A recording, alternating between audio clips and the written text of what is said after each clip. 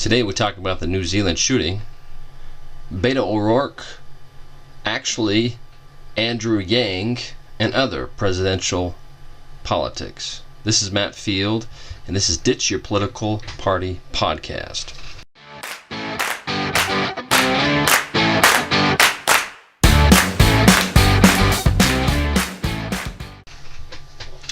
Welcome everyone. It was a interesting week for sure.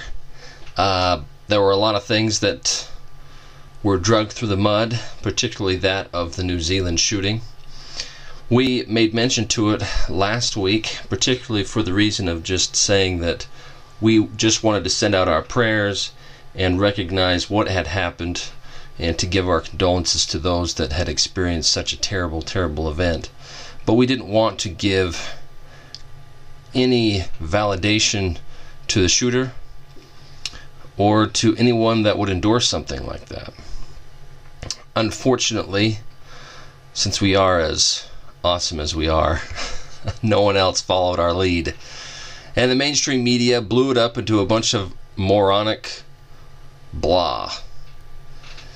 So, and oddly enough, on those that they would typically support, early in the week, the mainstream media was blaming Chelsea Clinton, who was clearly a leftist, that she had some level of responsibility associated with the shooting. Now, first and foremost, the guy acted independently, right? He wasn't being instructed by anyone. Everyone in their lives are influenced by billions and billions of things, and they're accumulated by our decisions. So this individual who decided to do this shooting, that is a product of himself, of what he had decided to do. No one else is to blame for that. It's really interesting how easily the mainstream media will stretch and stretch and stretch to make you believe that some of the different things that have been said by President Trump, by Chelsea Clinton, by others, that it had something to do with what he did there. Now, this is obviously illogical, and we talk about logic a lot on this program because we want you to think critically. We don't want you to listen to that shoulder devil on your shoulder devil too frequently. Otherwise, you're just going to do whatever the Democrat or the Republican in you has told you to do. We have to think independently, and in this case, it's obvious that what has happened is completely ludicrous. Chelsea Clinton had nothing to do with what took place in New Zealand shooting, nor did President Trump. Now, if this individual decided to read different things about them and they were influenced by them in one way or another, that is what it is, right? And has Chelsea Clinton said said in the past some pretty silly things, and so has President Trump. I mean, that's pretty clear, and that could be said of pretty much any politician. And not just politician, but anybody. Everybody in their life has said something a little bit silly, said something that didn't quite add up, and that's just part of being a human. So for the mainstream media deciding to take this tragedy again and miscuing it to their needs is pretty sad. Not to mention, I don't know if it was the media that got to the Prime Minister or the government of New Zealand, but they made the decision later in the week, I believe it was yesterday, to ban all semi-automatic weapons. And when it comes down to the logic of this situation, what data was considered? What data was considered? Whenever you're making a decision in public life, or honestly in any facet of your life, you need to consider the logical components. I have been quite active in my local government, and recently I've talked about the community garden thing that took place where the city had decided that they were going to just cover it with cement, right? They were going to make a parking lot out of it. And I went to the city council and I demanded, where's the data to support this decision? And they couldn't give me any data because they didn't have any. Even though I had data that basically said what they were doing was wrong, they continued forward with their decision. I don't understand why government does that. I don't understand why the public opinion doesn't matter to them. They try to force some sort of narrative, and they justify their own pride. I don't understand what it is or how it works exactly, but there's something in an individual that once they have power, they abuse that power to one degree or another. Okay, I mean, you can see that with any president of the United States. You can see that with a bunch of different things. Maybe not as big as others, but it exists. The same sort of thing happened in our town because they decided that, hey, we wanted to change this portion of the park because we decided to. And we asked, well, what's the data that supports this decision? They didn't have an answer for us yet again. This is the same thing that's happening with New Zealand. There is no data to support this decision of banning semi-automatics. In fact, the data would suggest otherwise. When we are reactionary to the things that happen around us, then we are essentially, we're waves. Okay, we have no particular purpose other than to be pushed about with whatever wave of doctrine comes our way. We change and we morph just to fit what the current narrative is. Because here are the facts. Out of 1 million people, and if you recall, I don't remember the exact statistic, but I believe it was out of 10,000, there were 37 people killed in Venezuela, which is probably the worst murder rate on the planet. New Zealand has one of the lowest, if not maybe the lowest, in the world, and it is 7 people per 1 million. Okay, that is so far from anything, and part of the reason is that they have guns. There are several people that own guns, and they haven't had tons of restrictions. But now they're coming in because one individual, who is Australian by the way, one individual who had illegally violated current gun laws, decided to go in and do this shooting. So again, it comes down to the logic again. Okay, we don't represent any particular party, as we've mentioned many, many times before. I am unaffiliated. And you should not be thinking what the mainstream media is telling you because it's clearly leftist. You should not be thinking what a politician is telling you because it's skewed on their own view to accomplish whatever objective they have in mind. But if you look at the facts, and it shows that 7 people out of 1 million were killed while the current laws remained. And when this shooting took place, the individual had illegally altered his gun. So what good did the law do? It didn't do any good at all. Criminals are criminals, right? Criminals kill. That is illegal. Criminals steal. That is illegal. Just because it is illegal, it does not prevent it from happening. Again, this goes back to the whole idea that once something is made legal, then it is okay. Then it is morally okay. That's not the case. It's the same thing with once something is illegal, for some people, it does not mean it is bad. It does not mean it is inherently bad, right? There's a lot of things that are legal that are bad. There are a lot of things that are illegal that are not bad, depending on what place in the world you go. So in this case, this guy broke the law in multiple ways by killing people, by altering his gun, and probably by a myriad of other reasons. The laws didn't prevent him from doing this. And so why would we apply a law? Why would we apply a law that did nothing? What should be done is the question. If someone decides to go in, if there's a particular area that continues to be targeted, what would you do? If there was a particular area in your home or on the wall of your home or whatever it is that continue to be there, what would you do? You would build that defense, right? We would have to figure out some way to defend against these sort of attacks. Putting a sign on the outside of your home that says, we do not allow this, we don't allow that, we don't allow this, isn't going to prevent somebody from committing those actions. You have to enforce it by creating a defense.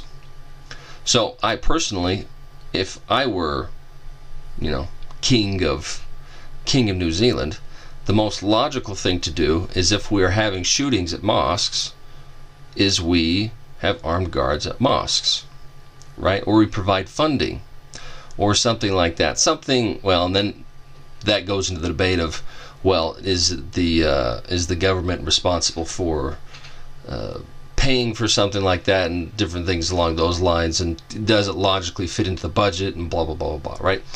But if there's one thing that most people can agree on, is it's the government's responsibility to defend its people. So in this case, I don't think there would be anything wrong with asking a police officer or an armed guard or something like that to be there. I mean, they do it at schools, right? They do it at schools. They do it at lots of different places when there's a potential threat. So if this is happening frequently enough in the big city or wherever it is, then send people there to protect them. What's going to happen when somebody decides to pull out a gun or they notice something with a gun? They're going to be held up with another gun. Force met with force. But when you decide to tell that force that is coming your way that could potentially kill you, well, this is the law, you shouldn't do that, even though they'd already broken those laws, then I don't understand what's trying to be accomplished there. The reaction is to strip people of their ability to defend themselves, rather than to allow them to defend themselves, or to support that effort to defend themselves, or to defend a certain area, or defend particular individuals. Right? Right now, there is no logic behind the gun debate, in my eyes. And it shouldn't really be in anybody else's eyes. If we're looking at it factually, we're looking at it logically, there's no reason.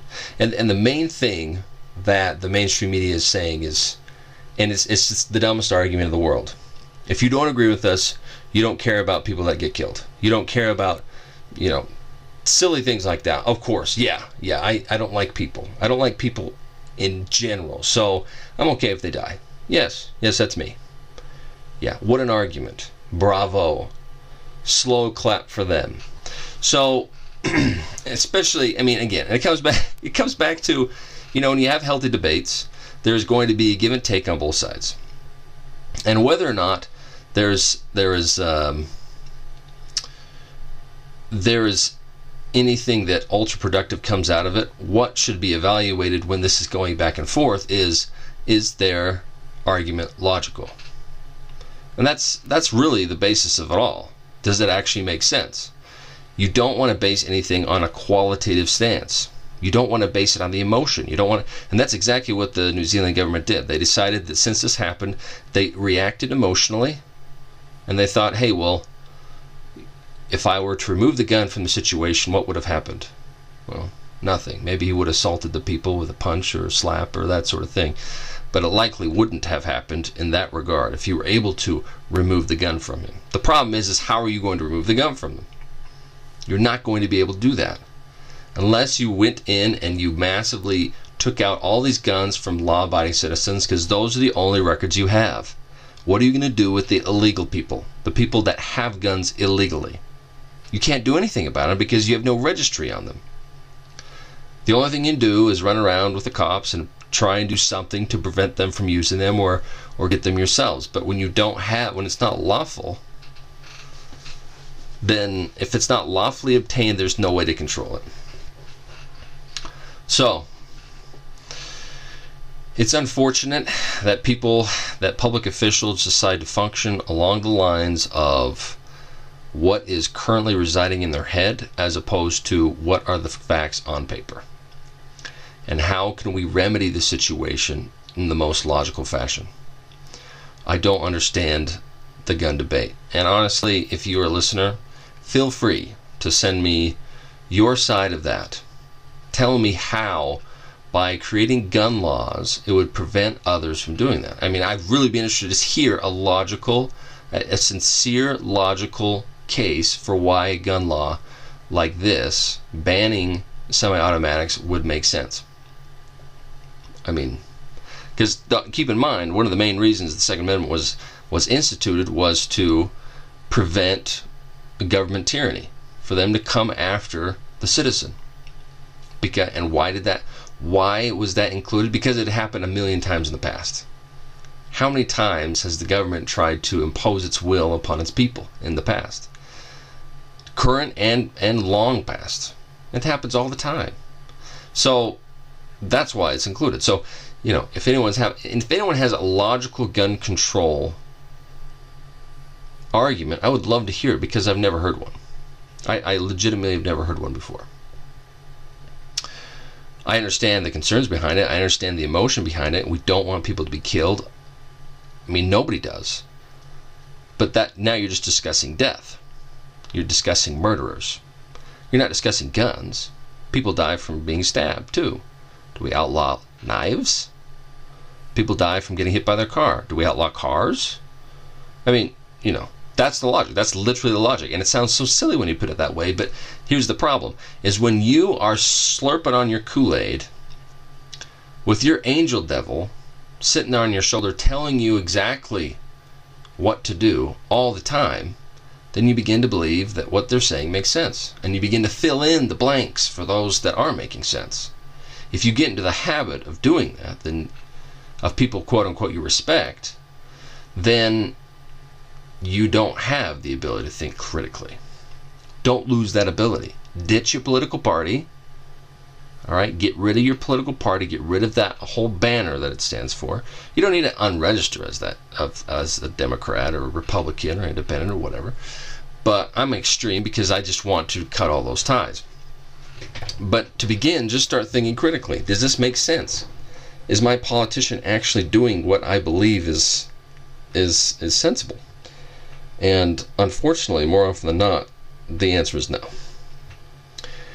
So, in light of all of this, of course, there are some presidential candidates that piled on. Beto O'Rourke and Bernie Sanders. They basically fully endorse what the Prime Minister has done. I don't understand. I understand why he did it. He's playing to the left.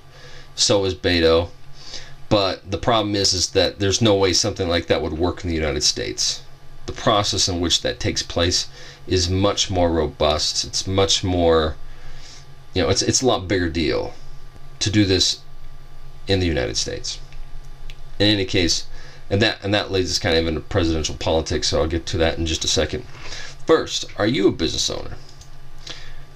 Are you a business owner with inventory, product, components, ingredients that you no longer need? Are you trying to liquidate that inventory so you can have cash to invest more effectively in your business? Is it to the point where you may have to shut your doors? Well, if this is you, if you are battling with surplus or excess inventory, use excess supply lists. They put the balance back in your favor. Excess supply list is where you can list any excess inventory you have for free. Okay? Anything, any industry, anything that you have you need to get rid of, post it for free. It's basically like the Craigslist for industries. Okay, if you ever sold anything on Craigslist, which is probably like everyone in the world, then you should be able to function pretty effectively within the excess supply list website. So you have nothing to lose. Literally nothing to lose. It takes seconds to list the stuff. So go to excesssupply.com, list your excess or surplus supply, and get cash back in your pocket. Excesssupply.com, again, excesssupply.com. So moving on to some more presidential politics. Now it is pretty impressive that Beto O'Rourke, on his first day of fundraising, now has the record. Mr. Bernie, he was able to raise like 5.9 million, 5.8 million, something like that. Beto O'Rourke raised $6.1 million in the first day. So pretty good. Good for him, I guess. But, again, it kind of comes back to why. Why did he raise so much money? And the first thing that comes to mind for me is that, he did run against Ted Cruz, and it was pretty hotly contested. He had a ton of money going into it, but he still won. It's not as though, Mr. Cruz isn't necessarily the most charismatic individual, but he still beat Beto O'Rourke, who's supposed to be kind of the cool guy of the party. So he raises all this money, and for what exactly? All he's done so far is he's apologized for really weird stuff. One of the things he apologized for was for essentially complimenting his wife. So they asked about his kids, right? And he said, well, basically he was saying, I don't participate as much with my kids as my wife, and so you'd have to ask her type thing. And I don't know how they misconstrued this, but again, it comes back to that whole idea that if you've allowed your brain to essentially just be soaked in this leftist or alt-right or whatever extremism, then you are just going to hear what you want to hear, and you're going to twist it however you want to twist it. And granted, there's bias that exists with anybody, but not when it's getting this extreme. We got some serious problems. So they get on his case for saying that, for essentially complimenting his wife, for taking care of his children. He essentially said, I've been pretty lazy with the process, and gave all credit to his wife for taking care of their kids. How is that an insult? By someone admittingly saying, if there's anything they should have said, why haven't you participated more in the raising of your children? But it wasn't anything like that. They said something about how they discounted his wife, how they did these different things. And so it's really strange. And then later, he literally apologized for being white, which is another really weird thing, right? He talked about how he had been arrested a couple different times, and he was lucky enough to be white and to have have means to be bailed out and be taken care of those, get out of those certain situations. Again, another weird thing. And then he endorses very, very vaguely, and inclusive, right? But very vaguely endorses third-term abortion. And I've already talked about abortion. Again, this is the application on when it comes to logic. When you apply it in the extreme, this is a terrible, terrible thing, right? It's actually already getting to that point. I'm not sure why people aren't seeing it yet. When they're allowing, there's no difference between a baby that's in the womb at 9 months and a baby outside the womb 9 months. Same age, different places. Connected only by the umbilical cord. And again, the argument is, well, they're connected to you, so it's therefore your decision on whether or not you get to execute your child. Well, let's be real. Just because they're connected to you does not mean that there's additional amount of dependence. That baby in your womb is so much easier than it is once he or she comes out. Guaranteed. All right, guaranteed. Now you are going to wake up with them constantly. Now you're going to have to feed them. Now you're going to have to change their diapers. Now you have to get them. Now you have to get them dressed. Now you have to take them to doctor's appointments and games. And I mean, when you talk about dependence, there is nothing more dependent than a newborn baby. Okay, it is less maintenance when it is in your stomach. There may be discomfort, but there's nothing more dependent than a newborn baby. Anyway, so he does that, and then he just goes on. All of his policy is vague, and very inclusive. He says it doesn't matter if you're on the left or the right. We love you all. We want you to come. And some people have gone and they said, well, I love how inclusive he is. I love how he's not really hitting it hard, that sort of thing. And do you really want a politician that's as vague as that? There's nothing wrong. Basically, every politician wants everyone to vote for him. I mean, that's basically the case. But the way they do that is by indicating what I can do for you. Now, most of the time, it's a bunch of garbage, right? I mean, President Trump is right. He's number one on that list. There's tons of other politicians that have said they would do something and they didn't do it. But President Trump, the current sitting president of the United States, is one of these guys. Now, he's done some good things. But he's done really bad things. And the main thing that he talked about while he was on his campaign was what? There are two things that stand out. One is make America great again, right? And the second is build a wall. Okay? Both very vague. And now the first statement's more vague than the other. The make America great again is very vague. And what does that mean? What to you means that make America great is? What has to happen in order to make this happen? And he listed off plenty of different things, but not this actual solution to it. And then he talks about the wall, right? what's the wall for? And I personally am okay with that concept of the wall, right? But he didn't even come close to getting it done. I mean, he shut down the government twice. Well, I guess he didn't shut down the government the second time, but they almost did. They almost shut it down again, but nothing happened. He didn't really get anything for the wall. He pretended like it was a win, but it wasn't a win. It was a soft. And a lot of the supporters that were following, well, there's some supporters, right? There's segments of people's following that will support you no matter what. They've had your Kool-Aid long enough, and they've been listening to their political angel long enough that it doesn't matter what you say. They're going to. They're going to do whatever. And that's the Trump. That's the same thing with Obama. I mean, they both had a very, very tight constituency with that. Anything they said, they'd support it. Now, there's other people like Ann Coulter, right? She's a big name. She supported Trump. She wanted him to build the wall. He did not build the wall, and now she's going after him, right? Now she's going after Trump and saying that he's not doing what he said he would do. Anyway, so this is the whole thing with presidential politics in general. People are going to promise things like Beto O'Rourke, and they're going to be really vague about it. And so in some way, in some really weird way, they were able to accomplish this thing. But they didn't actually accomplish it. They just did some sort of token gesture towards it that, quote unquote, checked it off the box for them. And that's not the way that you should be a politician in general. Sorry, I was thirsty. So, and that leads me into what should you look for in a presidential candidate. We reviewed over a bunch from last week. What they're doing, how they're doing it, where they stand, and you need to determine on your own what is important to you individually.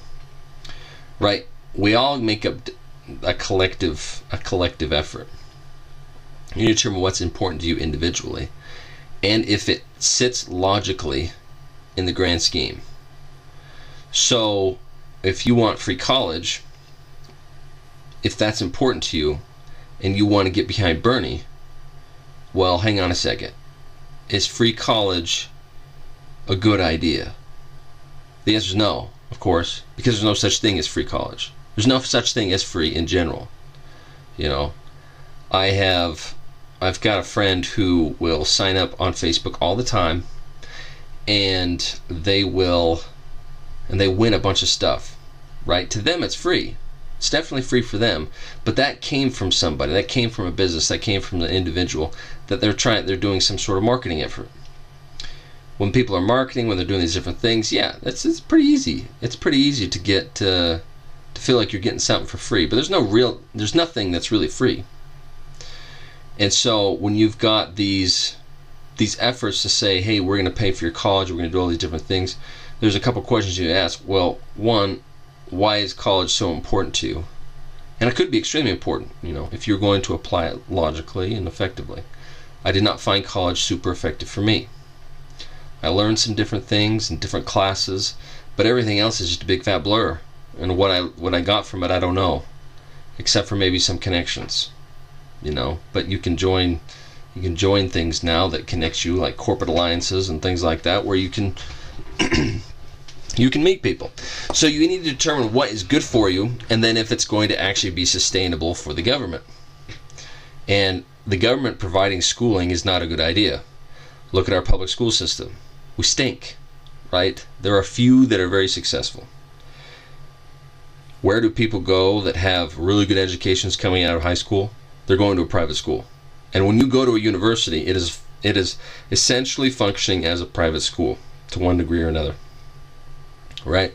I attended BYU. That's entirely private, and they function along the principles and along principles of the LDS Church. And there's a bunch of different things they do there that are effective and maybe not so effective and all that sort of thing. But they're very good at their education. They're ranked very highly. Now, again, it depends on how you decide to apply that education. But in efforts to talk about the education in general, they're rated very highly. Why?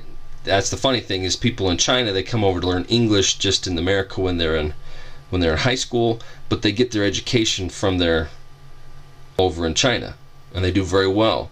But then once they're done there, where do they go?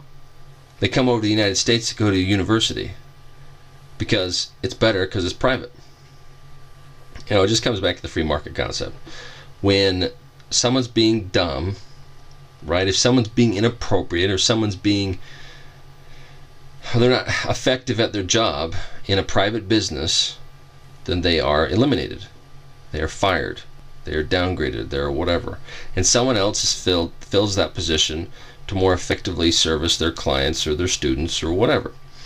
And when that process takes place, it's a very good process because it's good for everybody, right? You don't want to put someone in a position that isn't going to perform effectively, because you're doing them a disservice. You're essentially, I consulted a company a while back, and there was one employee that, despite his dishonesty, his illegal activity, among other things, could not get fired. This man could not get fired. He could do anything and he would not be fired. And I remember telling them, why on earth is he still working here? He was involved with some very, bribery. He was involved with just tons of illegal stuff.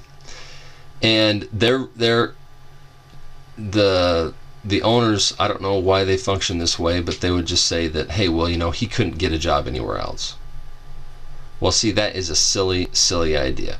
To take someone else's problems onto yourself and try to solve them by continuing to employ them regardless of what they do. Zero accountability. Zero accountability. But, they did it anyway. So they continue to have. So this is the problem when people want all these different things from presidents, and these presidents can't deliver. So you need to determine what's good for you. You need to determine if that is a logical thing, and you need to see if they're actually going to do it. Now, if they're going around and saying this needs to stay, this needs to stay, this needs to happen, this needs to happen, you need to ask, how on earth are you going to accomplish all these things the amount of time that you have? Honestly, if you're looking for major change, like someone like me, who's looking for an actual balanced budget, someone who actually who's going to balance the budget, who is actually going to help us get out of debt, if there is somebody like that, that would be the only thing they could run on. There is nothing else they could even come close to fixing in the time they're in office. There's no way. There's too much garbage in the federal government in order for them to actually effectively believe that what they're doing, all these other things that they're going to do, are still going to take place while they're trying to cut down on the budget. There's no way. The government is too large. And there's just too much bureaucracy. You'd be fighting it day in and day out. Budget, budget, budget, budget, budget. So if it's something that big, then you need to make sure that that's literally the only thing they're going to do. I would vote for somebody like that. Maybe they could have one or two more items, but honestly, outside that, there's not much more you can do in 4 years.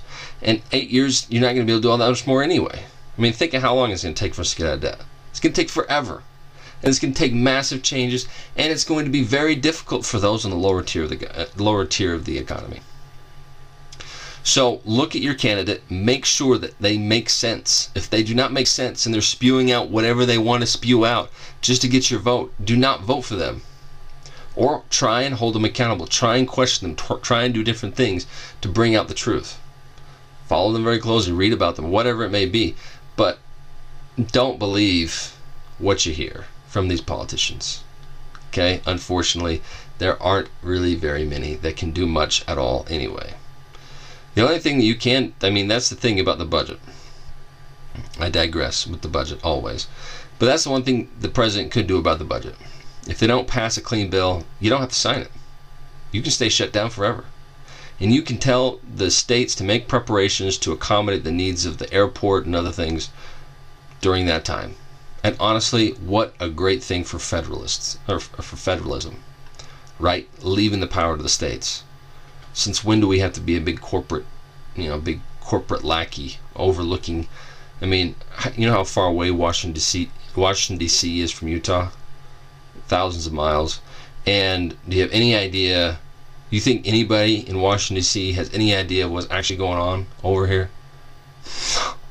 No, No. And you think that a couple of people from our state can help determine what needs to happen here? No way. Come on. We have our own legislative branch. We've got our governor. We've got all this sort of thing going on, and they're trying to address different problems we have here, right? And for the most part, government does not work very well. It works terrible. But for Utah, I mean, we're probably one of the better ones in the union. In fact, we are one of the better ones in the union. Anyways, so we got Beto O'Rourke, very vague, not very effective.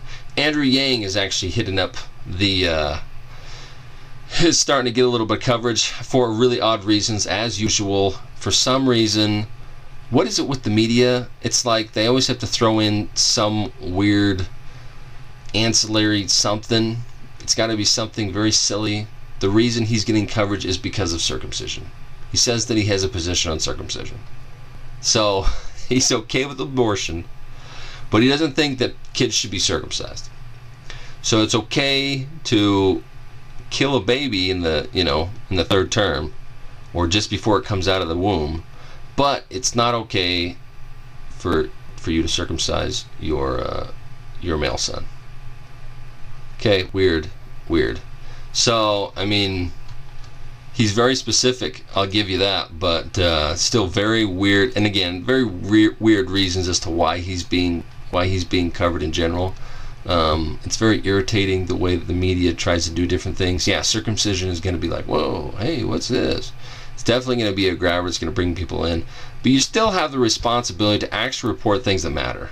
Not a bunch of garbage. Come on. Anyway, Elizabeth Warren, again, she is a very, very vague individual. The same thing with Beto O'Rourke. I don't know what they're trying to accomplish. They're literally just trying to get anybody that'll vote for him. Particularly, I think, Elizabeth Warren, because she is definitely falling in the polls. She's been falling in the polls since she announced.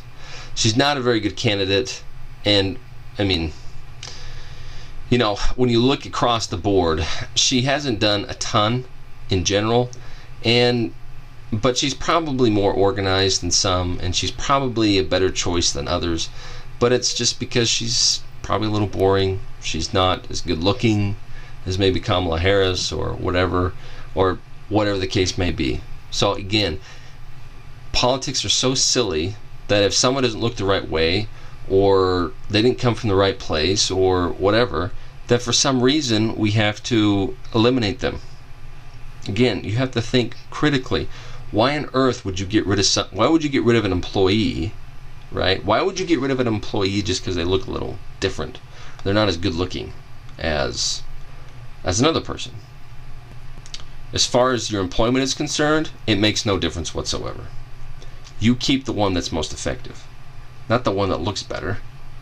And if you're doing that, then you're probably going to get yourself in trouble. Let's be real. If you're keeping an employee because they look good, they're an attractive individual, then you're probably going to slip up and cause some problems with the rest of your life. So keep the person, or hire the person that is going to be most effective in the job. You don't have to pay him. I mean, you still pay him, but you don't have to pay for as much as many problems. You pay for more efficiency, right? Maybe you can even eliminate positions and save money on your bottom line. Anyway, so I mean, not that Elizabeth Warren is that person, right?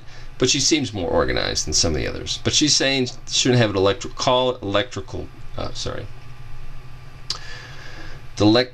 I can't say it for some reason. There we go, electoral college. She says that we should get rid of that. We should eliminate private insurance, but she didn't have a solution for that.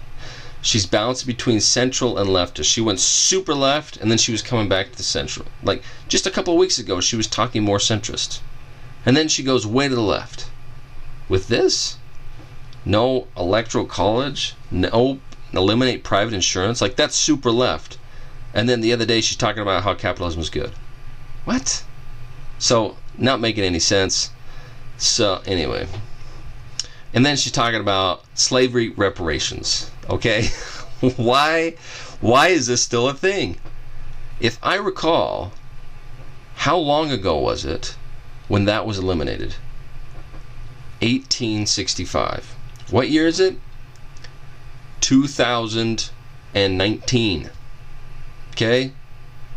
Forever ago. Almost 150 years. Does anyone have any connection to slavery? Has anyone been enslaved recently? I do not understand the logic here. Not to mention, pretty much anyone that's working right now, they've experienced little, if any, racism.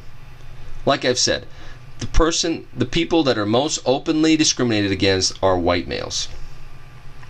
In fact, and they made, I think it was the New York Times, made a very big point of that.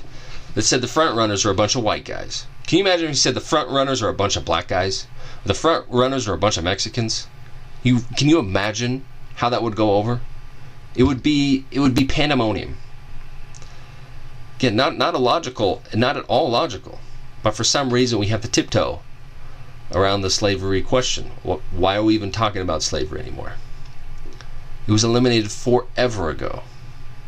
Anyway, so garbage politics, everything's super vague.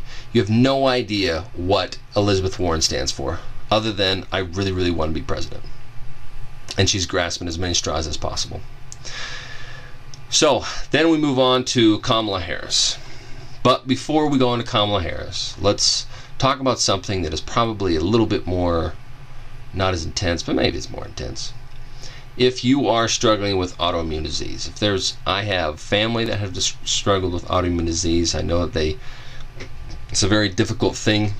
You can have flares from very, very simple things that happen in your life, things that you eat. So if you've had inflammation, if you've had to overcome an autoimmune disease or are dealing with an autoimmune disease, have you tried the holistic approach? Autoimmune Health and Nutrition was started when a sister educated a brother and a brother helped a sister. Their line of 100% compliant paleo, keto, specific carbohydrate, and AIP or autoimmune paleo proteins are #1 on the market. They are the cleanest option available and taste great. So go to primalhn.com or autoimmunehn.com and use promo code DYPP at checkout and get 20% off your entire order. If you have tried the conventional way of healing and it's not working for you anymore, then give Autoimmune Health and Nutrition a try because they can help you along a holistic path. Go to primalhn.com or autoimmunehn.com. Use promo code DYPP at checkout. That's Ditch Your Political Party, DYPP, at checkout, and receive 20% off your entire purchase. Again, that's autoimmunehn.com or primalhn.com to save your lives. Well, I can't say that, but it'll help you for sure if you commit. So we'll move on to Kamala Harris. We'll talk about Joe Biden. We'll finish off with Trump. So she has been really going after Trump recently. It's to no avail, of course, because what she's discussing is about to wrap up, especially as we've learned in recent days. But she believes that Trump should be locked up, right? She believes, I think what she said was, she has the proven ability to prosecute. And my question is she going to prosecute President Trump if she were to get into office? So now President Trump is a civilian. She is the President of the United States, and she's going to prosecute him. So, kind of weird. I'm not sure how that would actually play out.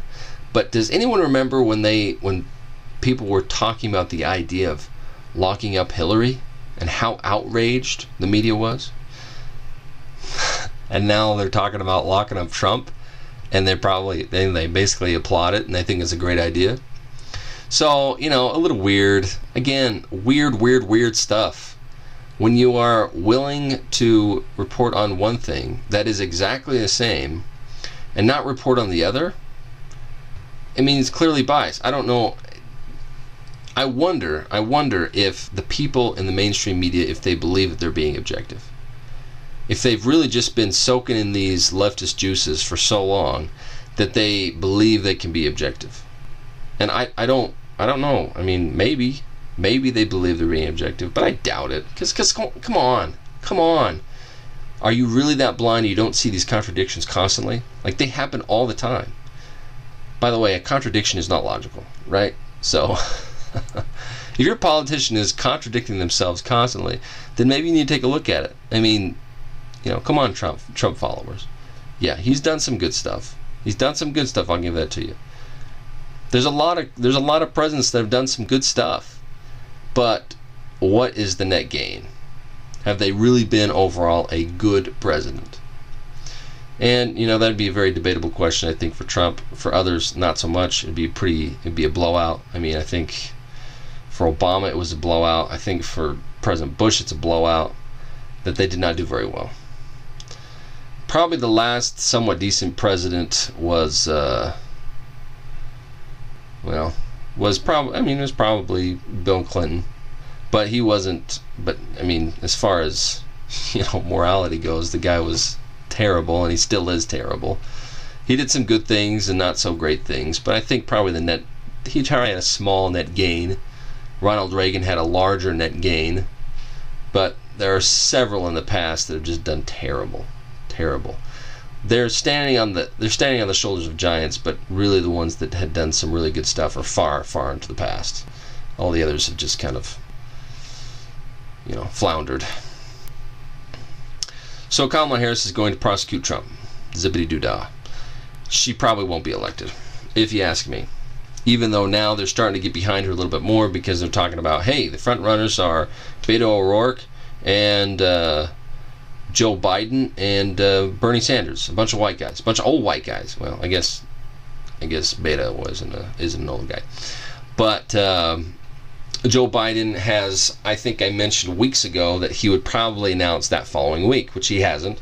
He's pushed off his his start date multiple times because he's trying to figure out what he's going to do. He's trying to figure out how he's going to differentiate himself from all these other people. Because let's face it, Joe Biden is more of a centrist than he is a leftist. I mean, he's been going around giving speeches and he's been saying a bunch of different things about how he's this, that, or the other, or he agrees with, some leftist views, but at the end of the day, he hasn't really committed to anything. He's just sort of waiting. Maybe his best move is to wait all the way until they start doing the first debates and he announces then. So he comes off to be the front runner and hopefully doesn't take off too much steam before he does that. And who says you have to announce right when all these other things are happening anyway, right when the debates begin? I don't know if that's actually a requirement or anything. You just have to have your name on the ballots, right? Technically. You'd have some infrastructure. So if Joe Biden announced and that might be his plan, I don't know. But he's been toying around with a bunch of different things. I think he's going to try and announce in the coming weeks, maybe months, I don't know. And he's been talking about maybe just doing one term. He's been talking about maybe just announcing a running mate with him. I don't know what this would accomplish. What difference does it make if you decide you're going to go for one term? If you have a shot, you're going to run for a second term anyway. Let's be real. I mean, I don't think anyone's oblivious to that. Well, I'm sure people are. And then announcing a running mate, I don't know what that does for you. I mean, you're locked in if you do that. And let's face it, most of the people that have picked running mates after, when it comes to, President Trump didn't do it. His VP wasn't running at the time. But, that's what President Obama did. He brought in people that he had run against. And it helped kind of solidify different things for his campaign. And that's the strategy you want to go with. I don't know why Joe Biden would want to announce a running mate now. If he does, it's not going to be good for him. And then lastly, we'll discuss Trump. But before I do that, I want to talk about the conventions of states. Right, I discuss weekly how our government is falling apart. It is, there's no aspect of it that is really doing all that well, right? The government is a hindrance on the people overall. Honestly, we should not be worried about what's happening in Washington. We shouldn't have to be worried. We should just be, we should be working towards some good logical solutions. We should be doing these different things, but that doesn't happen. Obviously, people are losing their minds, essentially. They're talking about trying to call Trump out on insanity, but let's be real. Everyone in Congress right now, collectively, are insane. Individually, maybe not, but collectively, you definitely are insane. Because look at what you've done over the past 30, 40 years. You have done terribly. So, if you want to start making a difference, there's provision, obviously, in the Constitution, where it talks about how you can use a convention to pass amendments And the convention of states, that's what it's for, right? So go to conventionofstate.com and sign up. They got 4 million supporters or so, and Utah signed on recently. So let's keep the ball rolling. We need to continue to get this, pass it along, do Facebook, whatever floats your boat. But the more support you get behind something like this, the more likely we'll be able to have some significant change. So Trump, he is kind of in a weird stage. He doesn't know what he wants to do. He likes to, his best move, honestly, is just to stop worrying so much about him being on television and just let the Democrats destroy themselves. But he won't do that because he's Trump. And he can't stand it when he's not on the news. So that's kind of the way it's going out. And he's not doing very well politically, I don't think. But once he's in the ring with some of these guys and they're actually doing the debates, that will be a little bit different. So we'll see how that pans out. Anyways, Mueller, excuse me. It was announced today that Mueller will be releasing his report soon.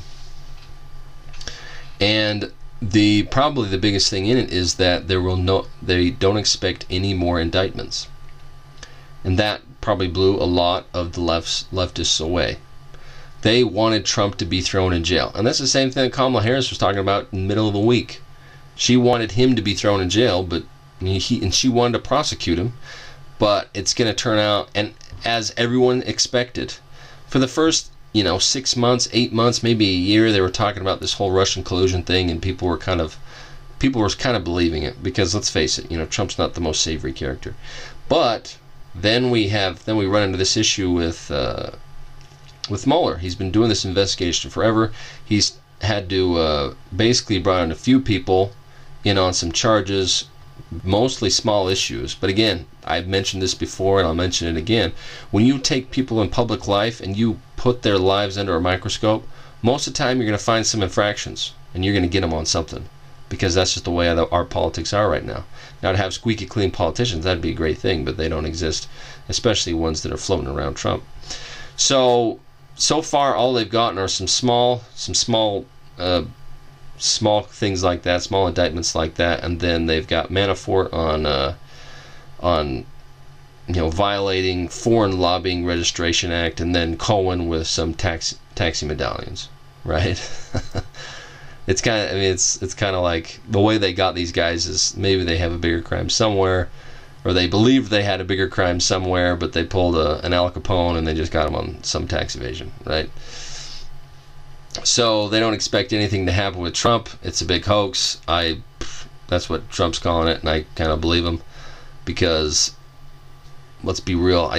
If you've investigated somebody this long with the resources he had, you should have found something by now. Let's be real. So it's kind of it's a big nothing burger, as you'd say, and it's too bad that that's the way it happened, and that they wasted all that money on this guy and his investigation. But again, it kind of just came. Basically, the Republicans were just saying, "Hey, we really don't think anything's there," but the Democrats just want to keep pushing it. It turned into a political thing, total politics, right? They weren't actually looking for justice. Nobody was looking for justice. The Republicans allowed it to continue because they knew that if they shut it down, it would look bad, right? Politically, it would look bad, as though they're trying to hide something. And so they allowed the Democrats to continue to pursue it, even though nothing was being found.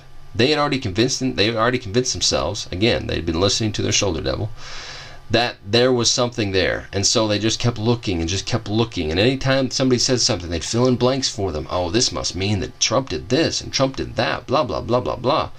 And so both of them, as politically motivated as they are, the Democrats keep going for it. The Republicans let them continue to go for it. And they just wasted a ton of money to prove nothing. But, the Republicans, probably the other reason why the Republicans let them just go for it is because nothing was going to happen. And their attention is totally on this rather than doing anything effective. So, again, another manifestation as to why our politics are so messed up. And why we continue to vote crazy people like this into office. So, anyway, moral of the story, ditch your political party, think critically, and start to determine those things that are valuable to you. and are logically valuable to others around you. Again, it should not just be benefiting one party, it should be benefiting the people as a whole, right? Shouldn't be benefiting criminals, shouldn't be benefiting evil things, it should be benefiting the good. And as soon as we begin to figure out this, literally just applying the basic logic to our politics, we could really go a long way. But unfortunately, we make justifications based on qualitative and emotional issues that we can discuss them and they can have place in politics, but they should not be overshadowing logical decisions. So there we are. Like us, follow us, subscribe, tell your friends, pass it along, because the sooner we ditch our political party, the better off we will be when we think logically and fix our political situation. All right. Thanks a lot, folks.